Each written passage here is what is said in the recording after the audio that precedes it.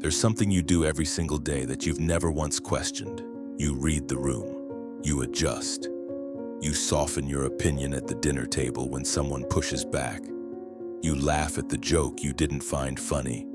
You say, "I'm fine," when you haven't been fine in months. You agree with the group not because you believe them, but because disagreeing feels dangerous in a way you can't quite name. And you think this is just being polite, being mature, being a good person, and it isn't. Not really. What you've actually been doing, quietly, automatically, without ever choosing it, is erasing yourself. Not in one dramatic moment, piece by piece, concession by concession, smile by smile, until one day you look in the mirror and genuinely cannot tell where other people's version of you ends and you actually begin. This is one of the most widespread psychological crises alive today. And nobody is calling it a crisis because it doesn't look like one from the outside. It looks like a well-adjusted person. It looks like someone who gets along with everyone. It looks like an easy person. But easy, you see, is not the same as free. This video is a confrontation with the specific mechanism that keeps millions of people trapped in a life that fits like someone else's shoes. The compulsive need for external approval. And what happens when a person finally, completely, and irreversibly dismantles it. We're going to trace this pattern all the way back to where it was built inside you, expose the invisible daily cost it extracts from your identity, and then walk through the psychological architecture of what it actually looks like to replace it with something unshakable. What Nietzsche understood about the human mind, a century before modern psychology caught up. That's where this goes. Stay close. You were not born needing people to approve of you. Watch a 2-year-old for 5 minutes. They don't apologize for their needs. They don't downplay their opinion to keep the mood light. They want what they want. They feel what they feel. And they express both with the full force of their lungs and zero self-consciousness about it.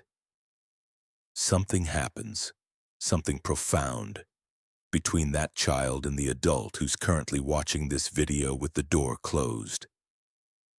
Here's what happened. You learned at a very young age that you were too much. Not in those words, of course. Nobody sat you down and said, "Listen, your feelings are inconvenient and your needs are excessive." It was subtler, and because of that subtlety, it cut deeper. It was the parent who got tense when you cried for too long. The teacher who lit up when you were agreeable and went cold when you had a different answer. The group of kids at school where the price of belonging was never standing out too far, never disagreeing too loudly, never being too much of anything that made the group uncomfortable. You were a fast learner. All children are. And what you learned was the foundational equation of social survival. Approval is safety. Disapproval, on the other hand, is danger.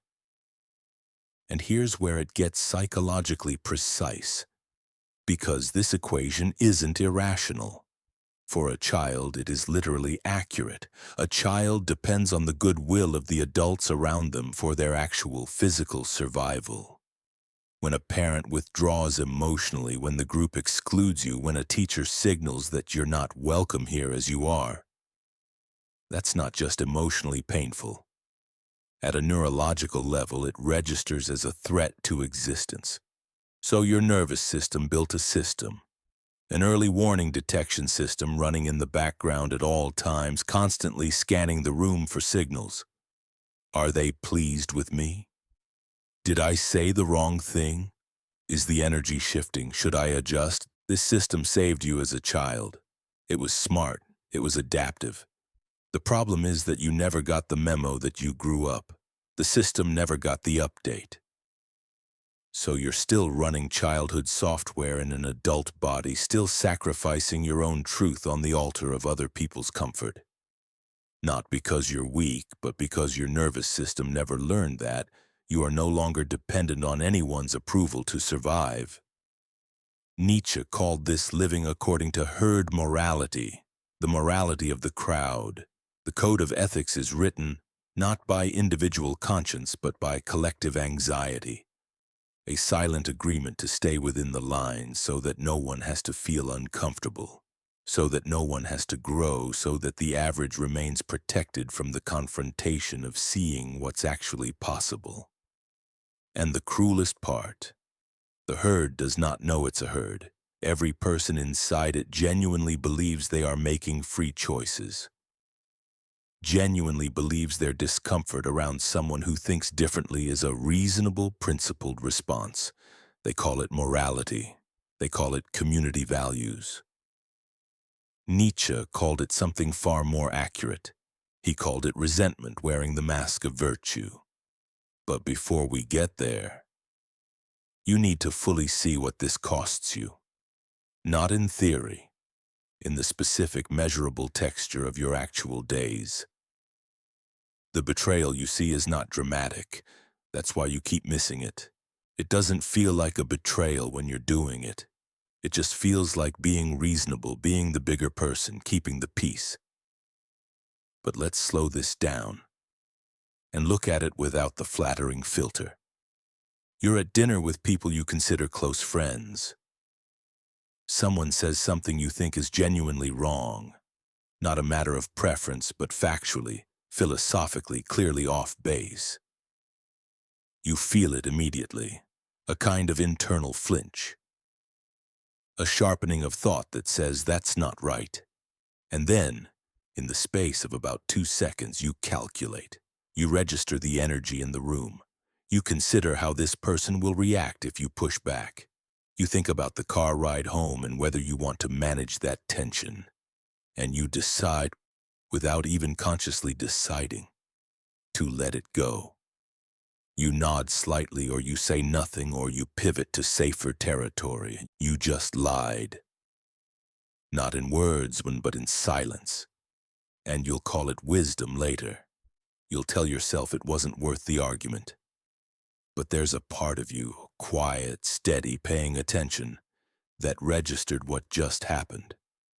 That part knows you didn't choose silence because you were wise. You chose it because you were afraid. Or this. You've been working on something, a project, a side pursuit, an idea you genuinely care about. A family member asks about it, and the second they ask, you feel yourself minimizing it before you've said a single word. Oh, it's just a thing I'm messing around with. Nothing serious yet. I don't know if anything will come of it. You shrink the thing you love because you'd rather diminish it yourself than have someone else dismiss it. That's not humility. That's preemptive self-erasure. Or this. And pay attention here, because this one is the most expensive of all.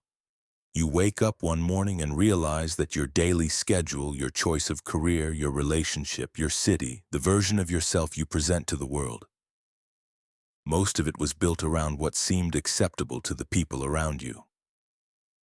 Not what you wanted, but what seemed safe enough to want. You outsource the architecture of your entire life to the approval of other people. And you didn't even notice it happening. Because it happened in 1,000 tiny moments, each one seeming too small to matter. This is what Nietzsche meant by a life lived against yourself, not a life of visible suffering, but a life of internal subtraction. Every time you choose acceptance over truth, something in you gets a little smaller. And the worst part, the thing that makes this genuinely dangerous, is that you adapt to the smaller size. You forget you were ever larger. You start to believe this is just who you are. It's not who you are. It's who you become under pressure. The question is whether you're willing to let that pressure continue to sculpt you, or whether you're ready to take the chisel back. And this is exactly where Nietzsche places his most devastating observation. The question isn't whether you're capable of changing. The question is whether you can stomach what change actually demands. Because what it demands is not a new habit or a morning routine. What it demands is the death of something you've been relying on since you were 5 years old. What comes next will feel like loss before it feels like freedom. And most people, when they get close to that edge, they step back. But let's see if you're one of them. Nietzsche wrote, "God is dead." And the room always reacts to that line emotionally, which means most people never actually hear what it says. He was not celebrating. He was not being provocative for the sake of shock. He was issuing a diagnosis, and the diagnosis was this: the external authority you have spent your entire life outsourcing your meaning to has collapsed. There is no cosmic script. There is no predetermined purpose handed down from outside you. There is no authority in the sky, in the crowd, in the tradition, in the institution, in the approval of your family, none of it, that can tell you who you are supposed to be. That vacuum is terrifying, which is exactly why most people immediately rush to fill it with a new version of the same thing. A new ideology, a new group, a new framework handed to them by someone else that tells them what to value, how to live, and what to think about people who live differently. The form changes, but the dynamic doesn't. They just swap one external authority for another and call it growth. What Nietzsche was pointing at, so no, what he was demanding on, was something far more difficult and far more rare: the willingness to sit inside that vacuum without filling it, to tolerate the silence of having no predetermined answer, and then, from within that silence, to begin building, not adopting, not borrowing, not inheriting. Building. This is what he called the revaluation of all values, and it is the most psychologically demanding project a human being can undertake, because it requires you to look at every belief you hold, every conviction, every moral instinct, every preference, and ask the one question that most people never allow themselves to ask. Did I choose this, or was it chosen for me and I simply never questioned it? Your opinion about ambition, where did it come from? Your relationship with loneliness, who taught you to see it as failure? Your threshold for what counts as enough in a life, whose ceiling did you inherit? Most people, when they begin this examination, discover something deeply uncomfortable.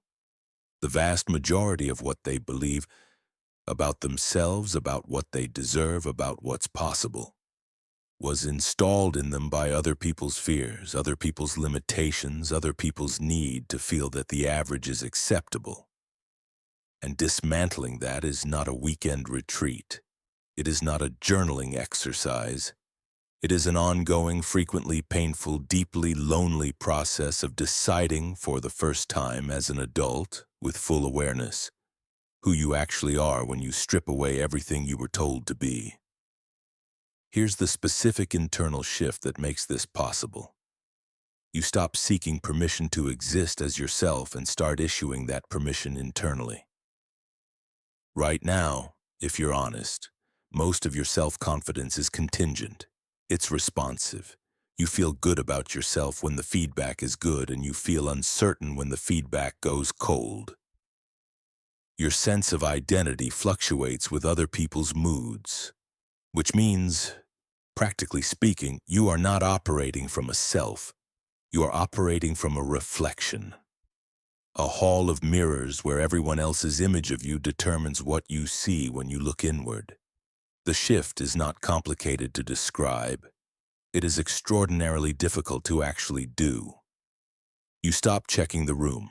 You stop running the calculation. You stop asking whether this version of your truth will land well, and you simply say the thing, do the thing, be the thing.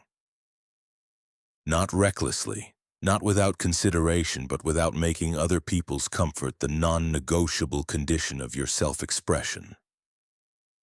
And the moment you begin doing this, consistently, not perfectly, but consistently, you will experience something that will initially feel indistinguishable from catastrophe.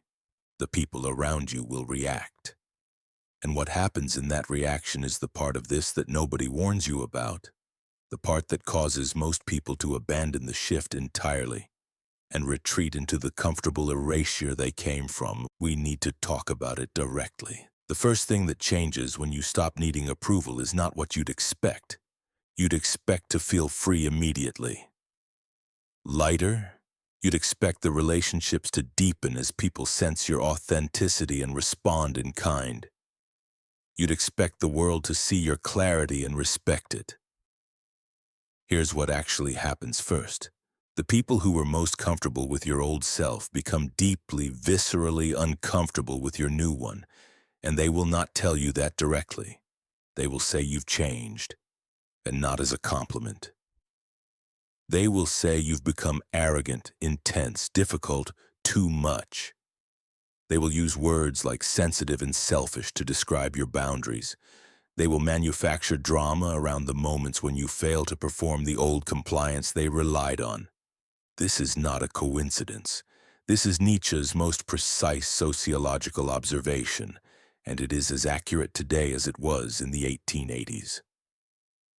When you grow, you become an involuntary mirror to the people who aren't growing. They don't see your evolution as a source of inspiration. They experience it as an indictment. Your clarity makes their fog more visible. Your boundaries make their lack of them feel wrong. Your refusal to live small makes their comfort with smallness feel like a choice they now have to defend. And because that's unbearable, they'll try to pull you back, not with ropes, with words, with silence, with the withdrawal of warmth that you've been conditioned since childhood to treat as an emergency. Most people stop right here, at this exact moment, not because they wanted to, but because the nervous system that was trained in childhood to treat social disapproval as mortal danger fires at full intensity, and the pull back toward compliance feels in that moment like survival. This is the exact threshold where the internal shift either becomes real or dissolves. The people who make it through are not emotionally invincible. They are not cold. They are not indifferent to the withdrawal of warmth. They feel it fully. They just no longer act from that feeling. They have learned, through repeated uncomfortable practice, to let the discomfort of other people's disapproval exist without reorganizing their entire identity around relieving it. That's the skill, not the absence of pain, the refusal to let pain govern the decision. And on the other side of that threshold, on the other side of staying when everything in your nervous system says go back, the world looks different. The relationships that survive your evolution are different in quality from anything you experienced before, because they are built on something real. People who choose to stay next to you after they've seen your actual opinions, your actual limits, your actual darkness, those people are not in a relationship with your performance. They are in a relationship with you. And that is a fundamentally different experience than being surrounded by people who love the version of you that always agrees, always accommodates, always shrinks. Your decision-making becomes clean. When you stop factoring what will people think into every choice, the mental space that calculation was occupying gets returned to you. Suddenly, you have opinions about your own life that feel like yours. You know what you want. You know what you won't accept. You know where you end and where other people begin. That clarity is not arrogance. It is the basic psychological infrastructure of a functional adult self. And something else happens that is harder to name but unmistakable once you feel it. You stop being exhausted in the way you were exhausted before. The exhaustion that comes from managing a performed self, from constantly adjusting, calculating, softening, editing, is extraordinary. Most people have been running that background process for so long that they mistake it for just what life feels like. They think they're tired because they're busy or because life is hard. They don't recognize that a significant portion of their daily energy is being burned, maintaining a version of themselves built for other people's comfort. When that process slows, when you stop performing and start simply being, the energy that comes back is startling. You will not feel stronger because someone told you that you were. You will feel stronger because you will have done the one thing that actually produces genuine self-respect. You will have chosen yourself in the moment when the cost of doing so was real. But, and this is critical, this is not the end of anything. It is a beginning. And what you are beginning is a lifelong confrontation with the single most corrosive force in the social world. Not a tyrant, not a villain, something far more mundane and far more dangerous. Collective mediocrity. And it is coming for you specifically because you dared to stop being ordinary. Here is a truth that sounds cruel and becomes liberating the moment you fully absorb it. The world does not persecute extraordinary people because it is evil. It persecutes them because it is afraid, and afraid creatures are not rational. They are territorial.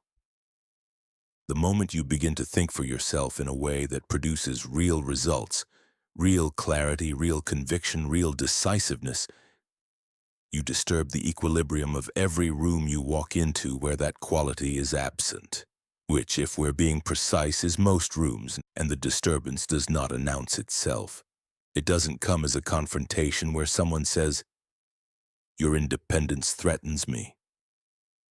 It comes as a tone, a slight coolness, a joke with an edge in it.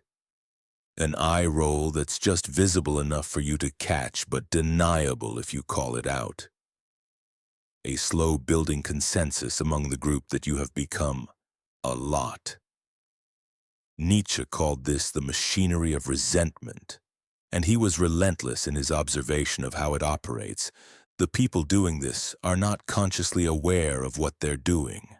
That's the important part. They genuinely believe they are reacting to something objectively wrong in you.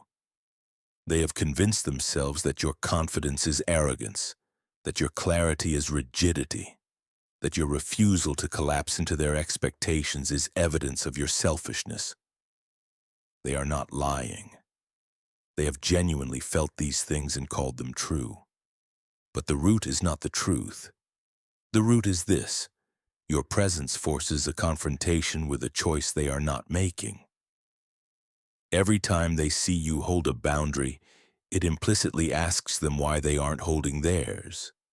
Every time they watch you speak an uncomfortable opinion, it silently asks why they're still swallowing theirs.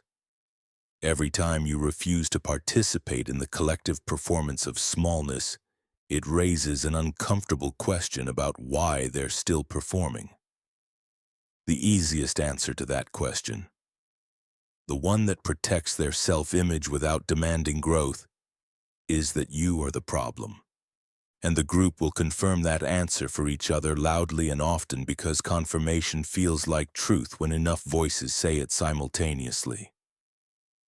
This is the specific moment that destroys most people's attempts at genuine self-development. Not a crisis, not a failure, a social consensus that says you've gone too far. Come back. Delivered not through argument, but through the slow withdrawal of belonging. And belonging, let's be ruthlessly honest, is the thing your nervous system was originally wired to protect above almost anything else. So what do you do with this? Not as a philosophical position. Practically, when the group turns its quiet, cold shoulder toward you, when the people you love look at you like you've become a stranger, when you can feel the pressure to just tone it down, soften the edges, make it easier for everyone, including yourself. The answer is the one that sounds simple and lands hard. You let them be uncomfortable. Not out of contempt, not as a performance of your own superiority, but from a clear-eyed understanding that their discomfort is not your responsibility to relieve. You are not in the world to be a sedative. You are not here to arrange yourself into a shape that makes other people's growth optional. You let them be uncomfortable because you understand fully in the body, not just as an idea, that the most loving thing you can offer the people around you is not your compliance. It is your example, the example of a person who is actually living, not performing, who is actually choosing, not just reacting, who is actually present, not just managed. Some people will see that example and reach for it. They will feel the discomfort, sit with it, and let it do its work. Those are the people who will know you deeply, eventually, and thank you for not making it easy. Others will not. Others will require, for their own reasons and on their own timeline, the mirror of conformity. And you will have to love them from the distance that truth creates. That distance is not loneliness, not the way the word is usually meant. It is solitude. And Nietzsche had a very specific and very different definition of that word. Most people experience solitude as a symptom, evidence that something went wrong, that they're not likable enough or not connected enough or not doing the social math correctly. Nietzsche experienced it as oxygen. He wrote from it. He thought about it. He understood that the noise of collective opinion is so constant and so total that genuine individual thought, the kind that produces actual insight rather than recycled consensus, requires deliberate withdrawal from that noise. And he was not romantic about this. He didn't dress it up as peaceful or spiritual. He described it accurately, as difficult, frequently frightening, sometimes crushing. The silence of solitude is the silence where you have to stop running from yourself, where every belief you've borrowed, every value you've inherited, every performance you've been maintaining gets stripped of the audience that was giving it meaning. That silence is where the real work happens, and most people, given a choice between that silence and the numbing comfort of constant social noise, will choose the noise every time, not because they're weak, because the silence is genuinely terrifying at first. What are you when no one is watching? What do you want when there's no social audience to want it for? What do you actually believe when there's no group to belong to by believing it? These are not comfortable questions. They are generative ones, because on the other side of that terror is something that cannot be taken from you by any social consensus, any withdrawal of approval, any group turning its back.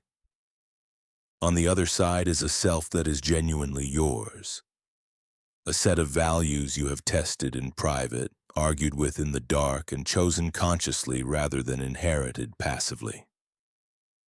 That self is the beginning of what Nietzsche described as the Übermensch. And before you flinch at the word or the history that attached itself to it, understand what he actually meant. He was not describing a type of human being.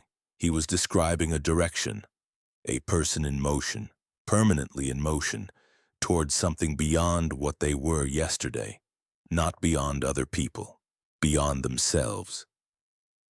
The perpetual act of surpassing your own previous limitations, your own previous fears, your own previous ceiling for what you believe you deserve and what you believe you can do.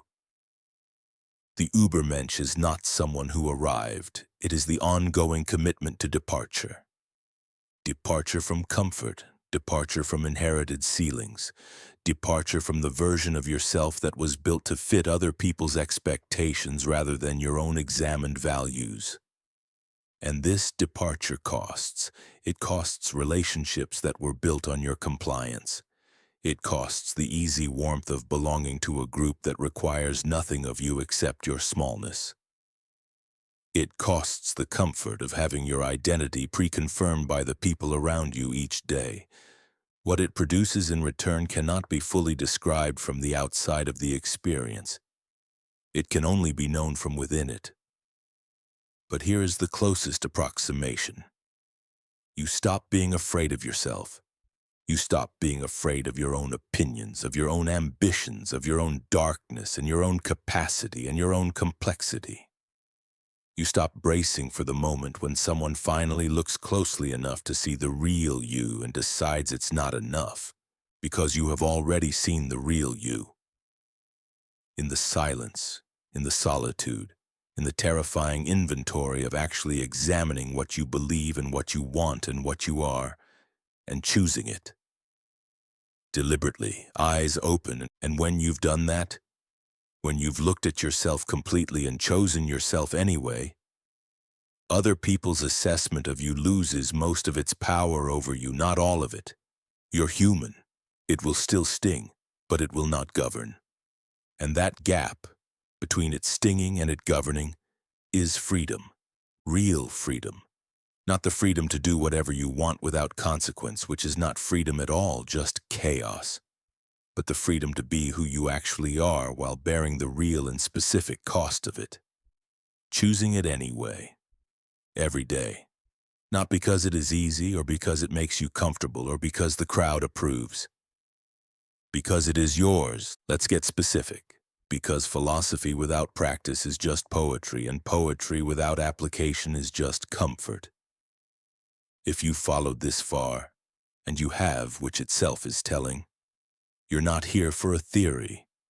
You want to know how this actually happens. Not the idea of internal authority, the practice of it. Here's what this looks like in the body, in the daily life, in the specific texture of ordinary moments. The first weapon is the pause before the performance, before you automatically adjust yourself to the room, before you soften the opinion, swallow the boundary, perform the enthusiasm you don't feel. You pause. One breath. Long enough to ask, is what I'm about to do coming from who I am or who I think they need me to be? You will not always like the answer, but you will always benefit from knowing it. This pause is not dramatic.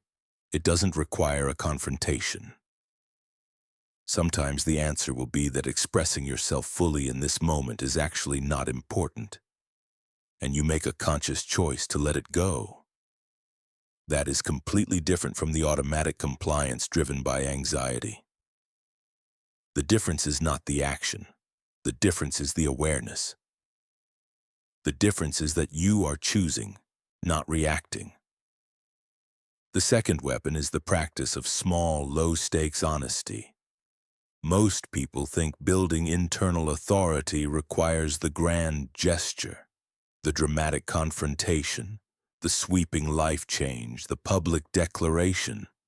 It doesn't. It is built in the accumulation of tiny moments where you tell a small truth when you would have previously told a small lie. The friend who asks what you think of their idea. The colleague who proposes something you have a reservation about. The moment where someone asks if you're okay and you're not. Start there. Not with the relationship-defining conversations, with the moments small enough that the stakes feel manageable and the muscle of honesty can be built without catastrophic risk. Each small truth trains your nervous system to recognize that you survived the moment of disapproval, that the world did not end, that the relationship, if it's real, absorbed your honesty and continued. Repeated enough, this training rewires the equation your childhood self installed. Social disapproval stops feeling like mortal danger. It starts feeling like what it actually is. Just a feeling. Uncomfortable but survivable and therefore no longer controlling. The third weapon is the deliberate embrace of voluntary discomfort. Nietzsche was merciless on this one. He did not believe in the protection of comfort. He believed in the strategic use of hardship as a developmental tool. This does not mean suffering for suffering's sake. It means identifying the specific areas of your life where you have been systematically protecting yourself from a discomfort that is actually productive, and walking toward it rather than away from it. The conversation you've been postponing because you're afraid of how it will land. The project you've been stalling on because starting makes failure possible. The opinion you've been sitting on because voicing it makes you visible and visibility makes you a target. Walk toward those things. Deliberately, not all at once, not in a way that is reckless or self-destructive, but with regularity.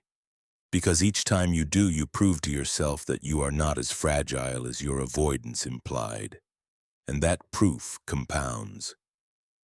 The fourth weapon, the one that ties all of the others together, is the practice of asking what you actually think. This sounds absurd in its simplicity, but it isn't.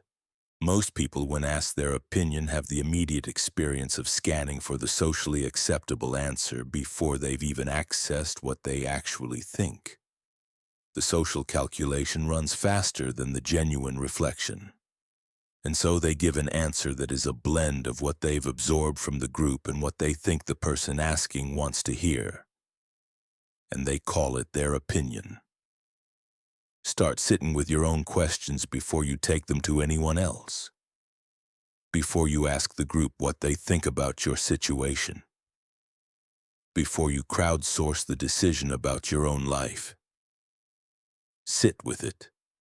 Long enough to hear your own signal under the noise of all the voices you've been trained to prioritize above your own. It will be quiet at first. Uncertain. That uncertainty is not evidence that you don't have answers. It is evidence that you've been trained not to listen for them. Keep listening. The signal gets stronger. And when it does, when you have a clear, examined, genuinely yours opinion about something that matters, the experience of giving voice to that opinion is incomparable to anything that social performance can produce. Because it is you speaking, not the performance, not the compliance, not the version of you that was assembled from other people's comfort. The real thing, finally. And the real thing, once it starts moving, is very difficult to stop. You are not watching this video because your life is completely fine. Something in you, some part that is tired of performing and tired of shrinking and tired of the gap between who you are when no one is watching and who you allow yourself to be when they are. That part sent you here. That part is the most important thing about you. Not your resume, not your social network, not the performance you've been polishing for other people's consumption.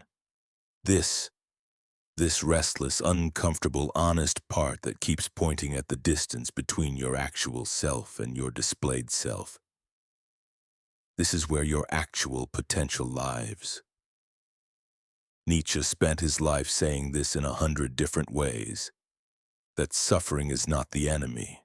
Mediocrity is. That solitude is not the problem. Inauthenticity is. That the greatest danger a human being faces is not the hardship of an honest life.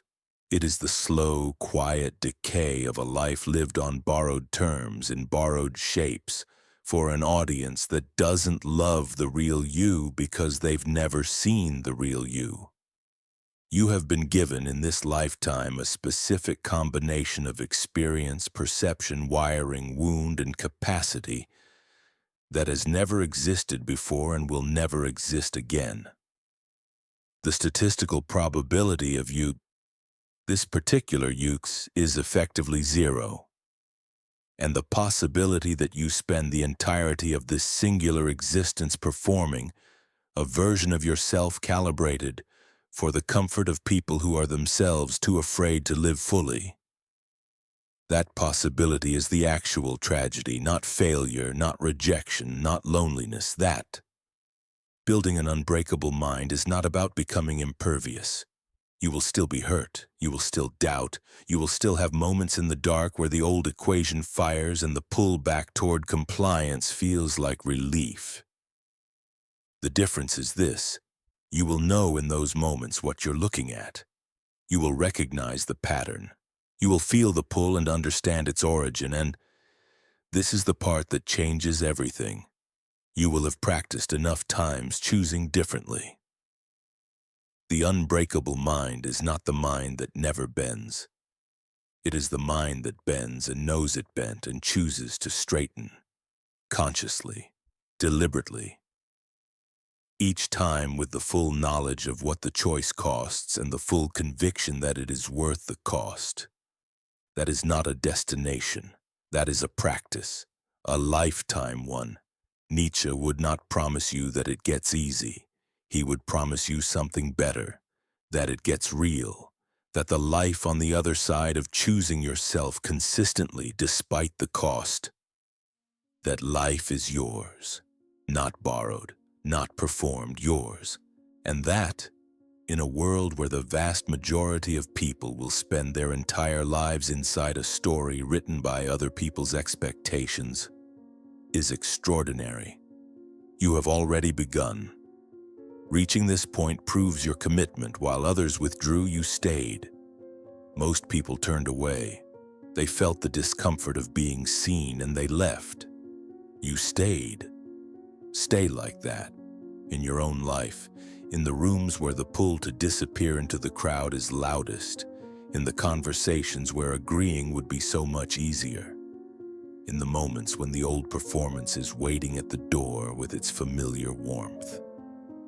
Stay and be the actual version of you. Unedited, examined, chosen. Now I want something from you in the comments, not a reaction, not a compliment. Tell me the one opinion, value, or ambition you have been quietly carrying that you have never said out loud, because the room didn't feel safe for it. Not even the whole thing, just the first sentence of it. That's how this starts. One honest sentence, in a space where someone will read it. If this video opened something in you, something that felt like recognition more than information, the next video continues this exact thread. It goes somewhere most psychology content doesn't have the nerve to go. You know whether you're the kind of person who follows that through. I think you are.